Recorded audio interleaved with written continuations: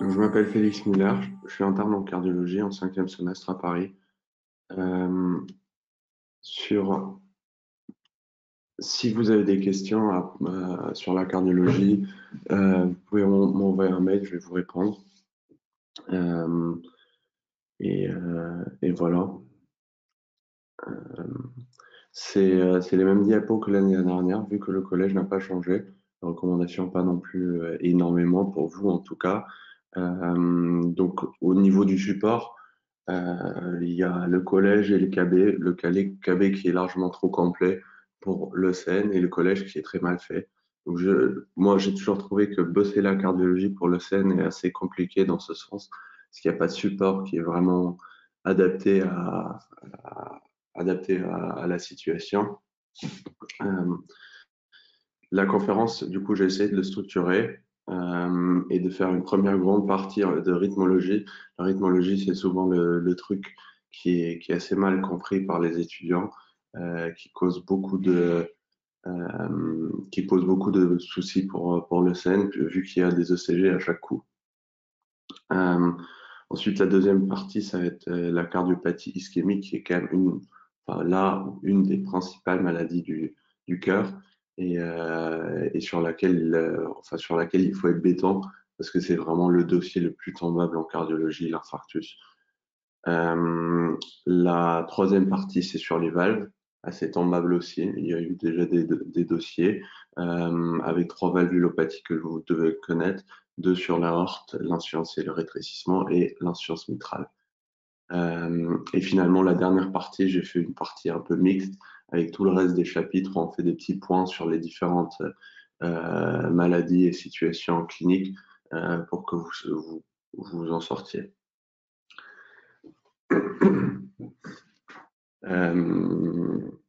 Donc, vous êtes prêts? On commence?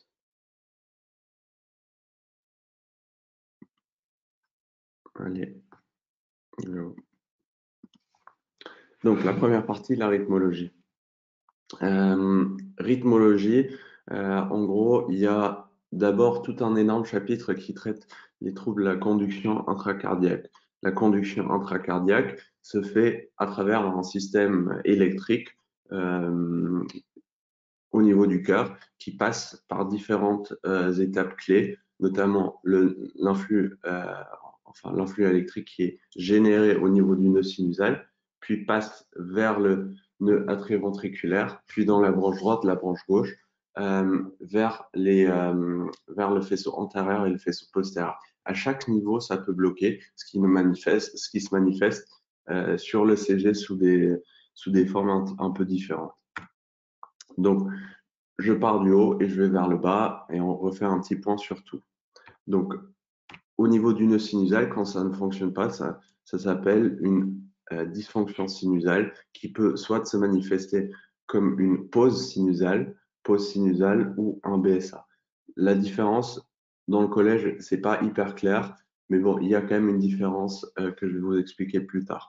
En gros, eux, ils font plus le point sur le BSA, qui est en fait un allongement de la sortie de l'influx électrique du nœud.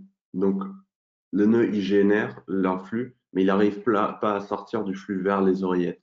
Donc, vu que c'est une activité électrique qui n'est pas détectable sur le CG de surface parce qu'on n'est pas assez précis, le CG sera parfaitement normal dans cette situation-là. Le BSA type 2, l'influx arrive à sortir la plupart du temps, mais pas toujours. Et on sépare BSA type 2 si BSA type 2 et BSA type 2 type 1 et type 2 avec un PP qui est soit de croissant, soit de pas croissant, sachant que les types 2, c'est toujours plus grave que les types 1. Le BSA 3, il n'y a pas du tout d'activité du nœud sinusal et du coup, il y a des rythmes d'échappement qui se font à différents niveaux. On va voir ça plus tard.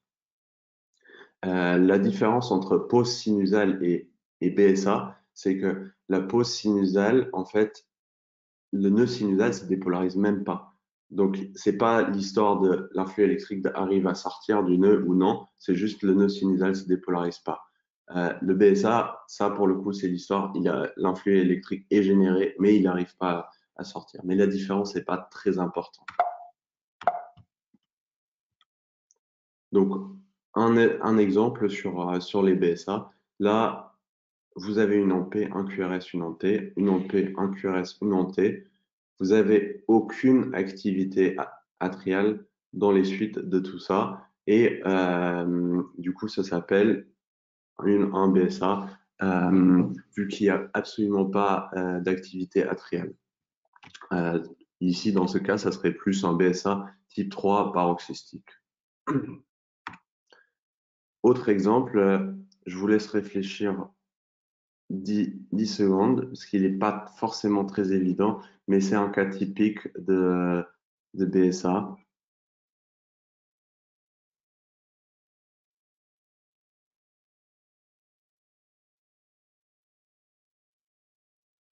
Donc, pardon. Donc, vous voyez, il y a un QRS, un QRS, un QRS, mais il n'y a pas vraiment d'AMP entre les deux. Donc, on tenterait de dire c'est un BSA type 3 avec un rythme d'échappement. Par contre, au niveau de l'ANT, il y a quelque chose qui se voit parfois, pas toujours, mais parfois. Il y a une petite encoche qui se manifeste là, qui est pas normale, pour le coup. Euh, Cette encoche, en fait, c'est quand tu as un rythme d'échappement, ce rythme d'échappement, il est censé partir d'un endroit du cœur vers le bas pour dépolariser les ventricules, mais en même temps, il peut aussi renvoyer un stimulus vers le haut. Donc là, tu as une dépolarisation auriculaire, mais qui provient du rythme d'échappement. Donc en gros, imagine le rythme d'échappement est au niveau du nœud atrioventriculaire, il envoie son stimulus vers le bas, ce qui dépolarise les ventricules, mais en même temps, il envoie vers le haut, ce qui dépolarise les oreillettes. Donc, tu as une AMP rétrograde, entre guillemets. Ensuite, on continue, les troubles de la conduction. La prochaine étape, c'est le nœud atrioventriculaire avec du coup les BAV qui sont un peu plus connus de votre part et qui sont souvent plus facilement compréhensibles que les BSA. Donc le BAV, c'est le passage de l'influx électrique à travers ce nœud atrioventriculaire. Le BAV type 1, l'influx, il passe à travers le nœud, mais il se ralentit progressivement. Enfin, il se ralentit, quoi. Donc, l'influx part du haut, il arrive dans le nœud, ça prend du temps, ça prend du temps, ça prend du temps, et puis ça va vers le bas, ce qui, sur le CG, se manifeste comme un allongement du PR avec un seuil que vous devez connaître à 200 millisecondes. Ensuite, le BAV2 qui se divise de nouveau en Mobitz 1 et Mobitz 2. Dans ce BAV, l'influx part du nœud sinusal, il arrive vers le nœud atrioventriculaire, ça prend du temps, ça passe, mais ça passe pas toujours. Dans le BAV2, Mobitz 2 et Mobitz 1, ça passe, ça s'allonge, enfin le PR, il est court, il s'allonge un peu parce que ça galère de passer, ça galère encore plus de passer, le PR s'allonge encore, le PR s'allonge encore, et puis bim, un moment, ça bloque et il n'y a pas d'AMP, il n'y a pas de QRS qui suit parce que l'influx a été bloqué au niveau du nœud atrioventriculaire. BAV2, Mobitz 2, pour le coup, là, il n'y a pas cette notion d'allongement. Là, l'intervalle PR, il reste constant et c'est vraiment, ça passe, ça passe, ça passe, bim, ça bloque, sans que le PR s'allonge avant. Euh, Sachant que le BAV2 Movitz 1, il est grave, enfin, il n'est pas grave, c'est physiologique, même un sujet jeune, il peut l'avoir dans certaines situations.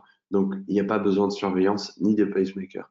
Le BAV2 Movitz 2, en lui-même, il n'est pas forcément très grave, mais il témoigne quand même de troubles conductifs de haut degré, donc des troubles conductifs qui sont assez bas situés. Et dans ce sens-là, on sait que ça va évoluer à un moment vers le BAV3 et du coup, on pile ces gens et on leur met des pacemakers.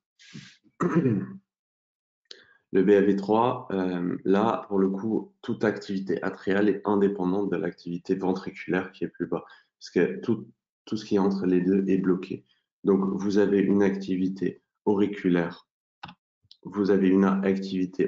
avec les ondes P en rouge qui est complètement dissociée de l'activité ventriculaire avec un rythme d'échappement qui du coup est régulier, mais n'a pas de lien avec l'activité auriculaire qui est juste au-dessus.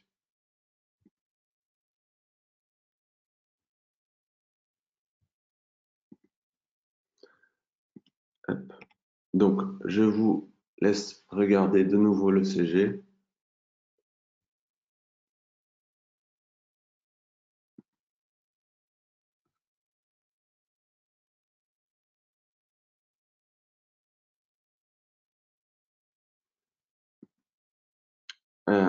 Donc, cet ECG ici, là, tu vois une ANPE, un QRS qui est de nouveau déformé, comme je vous avais dit un peu avant. Il n'a pas la gueule normale d'une ANTE bien ronde, mais il y a une petite encoche dessus. Donc, il y a une ANPE dans l'ANTE, une ANPE, une ANPE, une ANPE. Donc, ça reste une activité atriale. Par contre, l'activité ventriculaire, elle, il y a un QRS, une ANP, un QRS, une ANP sans QRS, une ANP, un QRS, une ANP sans QRS. Donc là, on sait qu'on est dans le BAV type 2. Non, BAV2. Parce que l'activité est quand même synchronisée entre les deux, mais il y a des ANP qui sont sautés. Ici, dans ce cas, vu que 1 sur 2 est bloqué, on n'a pas le temps de voir l'allongement du PR. Et du coup, c'est impossible à dire si on est dans le cadre d'un BAV2 Mobitz 1 ou Mobitz 2. Et dans ce cas-là, on appelle ça un BAV 2 pour 1 qui ne nous permet pas de dire pour le moment s'il faut un pacemaker ou non dans ces situations-là. Un deuxième exemple,